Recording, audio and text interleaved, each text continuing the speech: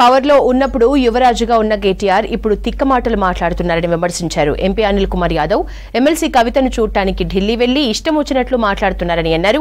Party ఫిరాయింపుల్ని ప్రోత్సహించిందే BRS, BJP అన్నారు. ప్రజాపాలనకు ఆకర్షితులై BRS ఎమ్మెల్యేలు స్వచ్ఛందంగా కాంగ్రెస్ లో చేరుతున్నారని, ఎవరినీ తాము బలవంతంగా చేర్చుకోవటం లేదని తెలిపారు అనిల్ కుమార్.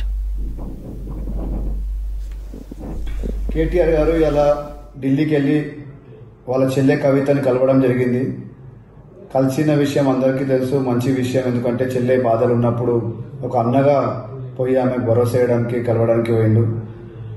కానీ ప్రెస్ కాన్ఫరెన్స్ పెట్టి ఆయన ఉన్న బాధని మళ్ళీ బయట పెట్టిండు. ఎందుకంటే ఆయన పాపం ఎలాంటి పని లేకుండా గత 10 సంవత్సరాలు ఒక యువరాజుగా బతికి ఇలా కనీసం పలకరియడానికి ఎవరు లేకుండా బాధపడుతున్నట్టున్నాడు. ఆయన ఏం మాట్లాడు ఆయనకే తెలియదు. కేవలం కాంగ్రెస్ని విమర్శించాలి, ప్రస్తుతంలో ఉన్న మా కాంగ్రెస్ గవర్నమెంట్ని విమర్శించాలనే ఒక ఉద్దేశంతో ప్రెస్ కాన్ఫరెన్స్ పెట్టినట్టున్నది. ఆయన ఏం మాట్లాడిన ఆయనకే అర్థమవుతుంది. ఎందుకంటే ఈరోజు ఆయన చెప్పిన విషయం ఏంటిదంటే కాంగ్రెస్ పార్టీ ఎమ్మెల్యేలను తీసుకుంటుందని ఆయన మా పైన ఆరోపణలు చేస్తున్నారు. ఆయన గత చరిత్ర మర్చిపోతున్నట్టున్నాడు. గతంలో వాళ్ళే స్వయంగా కాంగ్రెస్లో గెలిచిన ఎమ్మెల్యేలు అందరినీ కూడా తీసుకోవడం జరిగింది. మేము కాంగ్రెస్లో ఈరోజు ఎవరు కూడా ఎమ్మెల్యేలను తీసుకున్నారు, వాళ్ళు స్వయంగా వాలంటరీగా వాళ్ళు వస్తున్నారు. ఎందుకంటే ఈరోజు కాంగ్రెస్ పార్టీ సంక్షేమ పథకాలు ప్రజలకు వెళ్తున్నాయి, ప్రజలందరూ ఆనందంగా ఉన్నారని వాళ్ళందరూ కూడా కాంగ్రెస్ పార్టీ వైపు చూస్తున్నారనే ఉద్దేశంతో వాళ్ళ ఎమ్మెల్యే స్వయంగా మా తానికి వచ్చి మా పార్టీలో జాయిన్ అవుతున్నారు.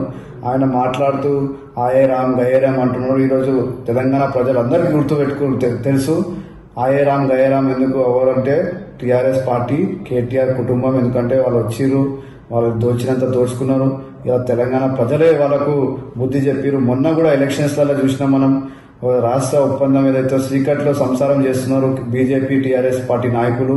ఎందుకంటే మొన్న బీజేపీ నాయకులకు 8 పార్లమెంట్ సీట్లు గెలిచిరంటే అది కేవలం టీఆర్ఎస్ పార్టీ పూర్తి మద్దతు ఇచ్చి వాళ్ళని గెలిపించిన విషయం తెలంగాణ ప్రజలందరికీ కూడా వాళ్ళందరూ కూడా తెలుసు.